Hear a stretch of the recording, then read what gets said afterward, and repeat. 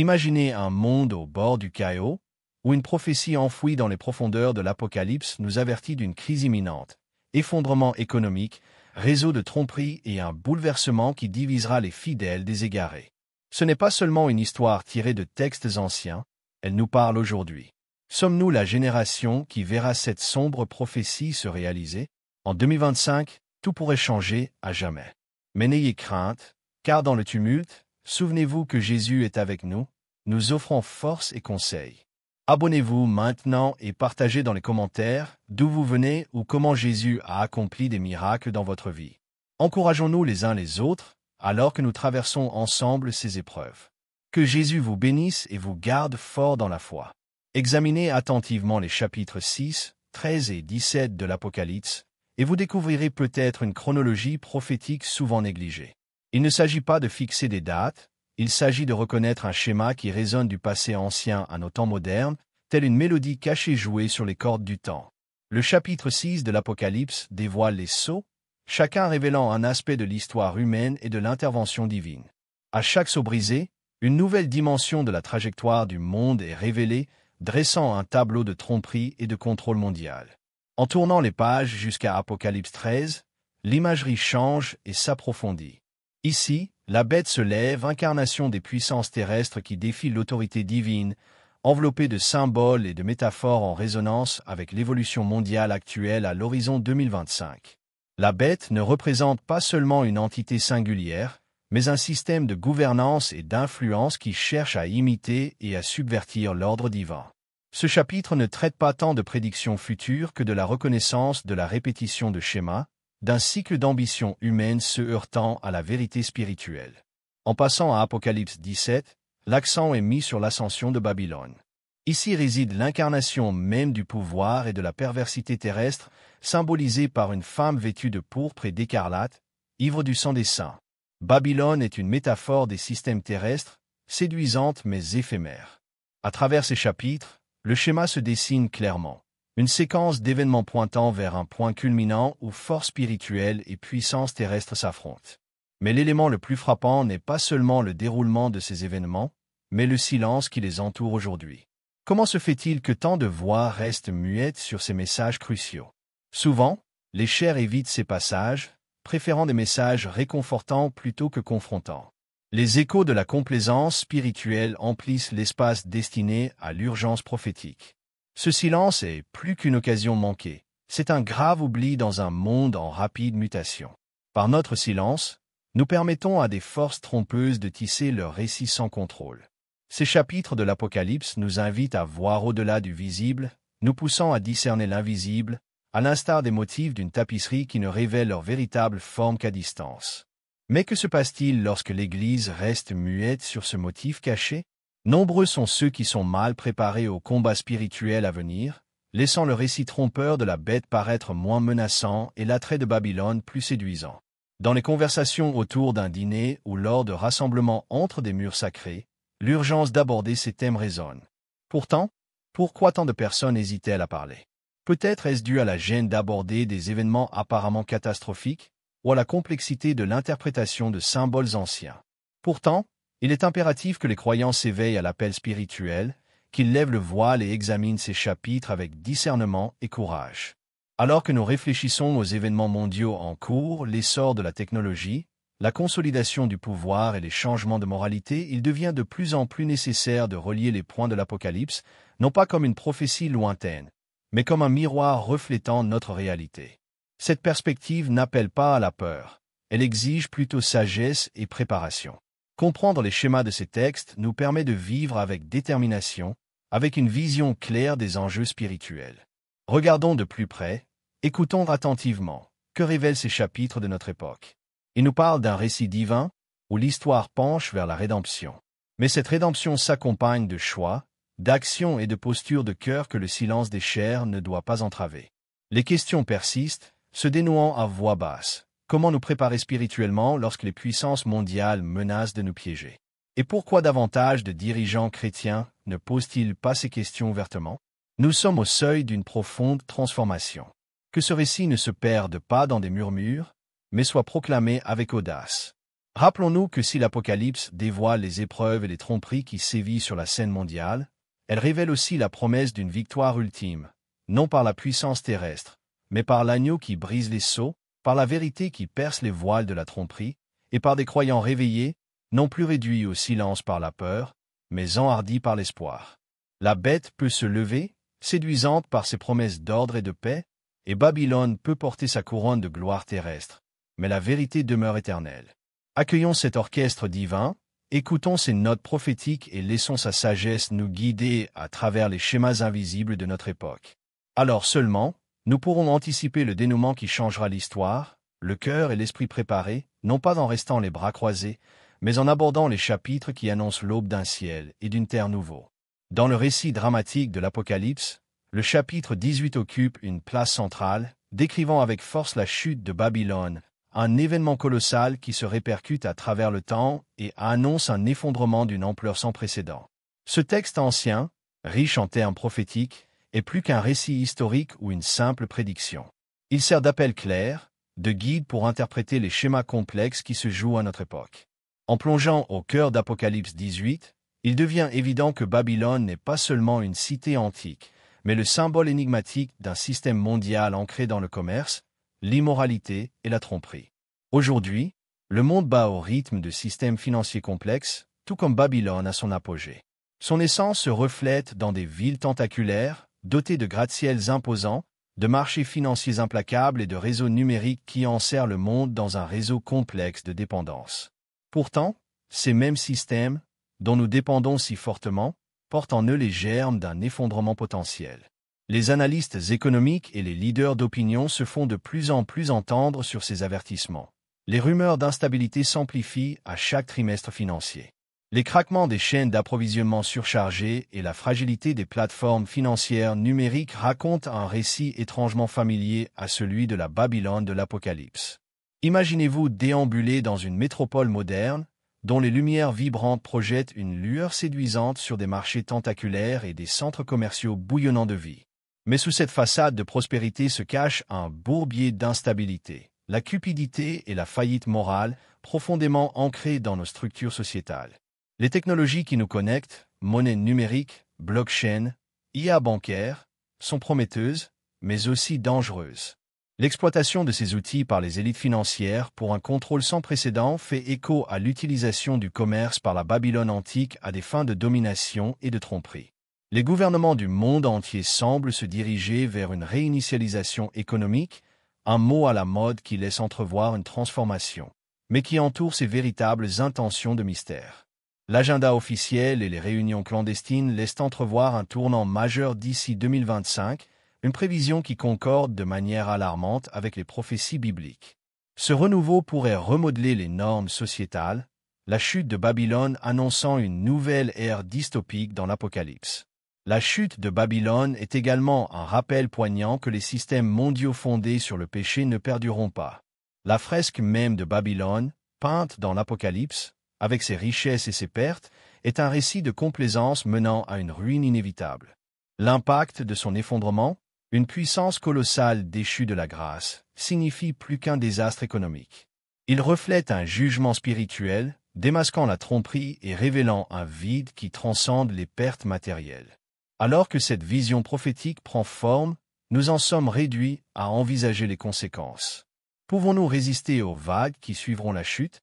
Nos vies étant étroitement liées aux fibres du commerce et de la technologie, comment nous préparer lorsque ces structures familières menacent de s'effondrer?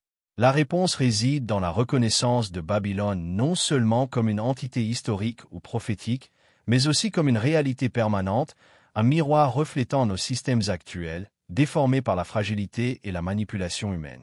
Ce chapitre invite à une réévaluation non seulement de la prospective économique et politique, mais aussi de notre conscience spirituelle. L'ascension puis la chute de Babylone nous met en garde contre des ramifications qui dépassent les indices et les marchés boursiers. Elle nous invite à remettre en question les compromis éthiques consentis au profit du pouvoir, de la prospérité et d'une liberté sans limite. La convergence de la prophétie de l'Apocalypse avec les avertissements contemporains nous invite à regarder au-delà des prévisions obscures et des projections de données. à discerner le récit caché de cette époque et à nous préparer spirituellement et moralement aux événements non seulement prédits, mais déjà en cours. Le récit est en marche. Les secousses économiques, les prédictions de Babylone, se font de plus en plus proches, tandis que la Babylone moderne est au bord du gouffre. La façon dont nous choisissons de naviguer sur ce chemin peut déterminer notre résilience ou notre vulnérabilité face à l'accomplissement prophétique. Ce récit de Babylone nous appelle à nous réveiller, à repousser la tromperie et à embrasser la vérité, cultivant la lumière sur les ténèbres. Il nous éclaire sur le cadre plus large en jeu, offrant clarté au milieu de la confusion, une ancre dans des mers tumultueuses, nous rappelant que lorsque Babylone tombera, le système s'effondrera et une nouvelle réalité nous attend. Les avertissements prophétiques énoncés dans l'Apocalypse ne sont pas de simples allégories pittoresques propices à la réflexion. Ce sont des signaux vibrants qui appellent à un rééquilibrage des valeurs dans un monde au bord de la transformation. En avançant dans notre exploration de l'Apocalypse, nous rencontrons l'un des passages les plus inquiétants et les plus discutés. Apocalypse 13, 16-17. Cette partie du texte évoque directement un avenir sombre où un système, contrôlé par la bête, exigera une allégeance totale de tous. C'est ici que se trouve une prophétie effrayante. Personne ne pourra acheter ou vendre sans porter la marque ou le nom de la bête. Une réalité autrefois lointaine ou allégorique se profile désormais à l'horizon, les progrès technologiques s'alignant de plus en plus sur cette vision prophétique. À l'ère du numérique, la notion de marque transcende le physique et le symbolique. Nous entrons dans un monde où l'identité est numérisée d'une manière qui pourrait s'intégrer harmonieusement au système décrit dans l'Apocalypse. Prenons l'exemple de l'essor des identités numériques. Elles promettent commodité, sécurité et l'attrait d'une intégration transparente à un réseau mondial. Pourtant, elles représentent également une avancée significative vers un suivi et une surveillance personnelles inégalées. Parallèlement à cela, on observe une évolution vers des économies sans espèces. Nous assistons à un abandon rapide de la monnaie physique, porté par l'innovation technologique et l'évolution des comportements des consommateurs. Cette évolution simplifie les transactions et accroît l'efficacité économique, mais centralise également le contrôle financier d'une manière sans précédent. Que se passera-t-il lorsque l'argent liquide disparaîtra et que la monnaie numérique deviendra la seule forme d'échange monétaire? Dans un monde totalement sans espèces, la capacité de surveiller et de contrôler les achats et les ventes deviendra non seulement possible, mais inévitable. De plus, l'essor des systèmes de surveillance par l'IA constitue une autre pièce alarmante du puzzle. Ces systèmes, développés sous couvert de sûreté et de sécurité, présentent un potentiel considérable d'utilisation abusive. La reconnaissance faciale, le suivi omniprésent des smartphones et l'analyse de données permettent une surveillance constante des populations. Si leurs partisans affirment que ces mesures renforcent la sécurité, elles ouvrent également la voie à une réalité où la dissidence peut être rapidement identifiée et réprimée. Il faut également prendre en compte le concept florissant des modèles de crédit social. Conçus pour renforcer la confiance et la coopération au sein de la communauté, ils se sont, dans la pratique, transformés en un outil de contrôle social approfondi. Chaque action, chaque interaction, surveillée et notée, détermine l'accès aux services, aux droits et aux libertés. Dans un écosystème entièrement numérisé, la perception de chaque individu au sein d'un tel système pourrait dicter sa valeur sociétale, par conséquent, sa capacité à interagir avec la société dans son ensemble. Tous ces éléments s'imbriquent d'une manière qui reflète les mécanismes de contrôle décrits dans l'Apocalypse. Les systèmes mondiaux sont de plus en plus alignés pour offrir des gains d'efficacité et de commodité qui masquent une capacité de contrôle sous-jacente. D'ici 2025, les experts suggèrent que ces outils seront prêts à être déployés à l'échelle mondiale, tissant ainsi une nouvelle réalité où la participation exige la soumission au système de la bête. Il est essentiel de reconnaître qu'il ne s'agit pas d'une simple conjecture dystopique, mais d'une trajectoire observable dans les tendances actuelles. Ceux qui contrôlent le monde numérique pourraient bien contrôler le marché, l'économie, in fine, la liberté individuelle. L'idée de ne pouvoir acheter ou vendre sans autorisation devient un scénario terriblement plausible qui exige vigilance et réflexion. L'exigence d'allégeance évoquée dans l'Apocalypse ne se résume pas à une simple conformité, mais à une adoration et une dévotion. Ne voyons-nous pas des parallèles dans la manière dont la société exige de plus en plus la conformité à certaines idéologies, mode de consommation et identité numérique, les notions mêmes de libre arbitre et de choix sont subtilement détournées sous couvert de progrès et d'innovation. Dans ce contexte, l'avertissement de l'Apocalypse devient intensément personnel et immédiat. La question qu'il nous pose, êtes-vous prêts? Il ne s'agit pas d'alarmisme, mais de préparation. Car lorsque ces systèmes s'immisceront dans notre quotidien, choisir la foi plutôt que la commodité mettra à l'épreuve notre résilience spirituelle. Notre attitude face au temps à venir influencera profondément non seulement notre capacité à acheter ou à vendre, mais aussi la fidélité de notre âme. Ainsi, face à ces évolutions, il devient crucial de nous ancrer dans la vérité spirituelle et le discernement. Comprendre les signes des temps, s'aligner sur la vision biblique et nourrir une foi résolue face aux exigences du monde. Telles sont les étapes vers la préparation que l'Apocalypse nous appelle. Vous êtes appelés à la prise de conscience et à l'action pour vous préparer aux exigences d'un avenir qui mettra à l'épreuve chaque fidélité. En 2025, nous sommes au bord d'un choix spirituel profond, aux ramifications éternelles. L'ère des ténèbres est arrivée, et un carrefour émerge des prophéties bibliques annoncées depuis longtemps. Il ne s'agit pas d'un futur lointain ni d'une menace abstraite, c'est l'Apocalypse qui prend vie sous nos yeux. Comme le prédisent les Écritures, un appel spirituel retentit, telle la voix qui crie dans le désert. Sortez du milieu d'elle, mon peuple. Apocalypse 18:4.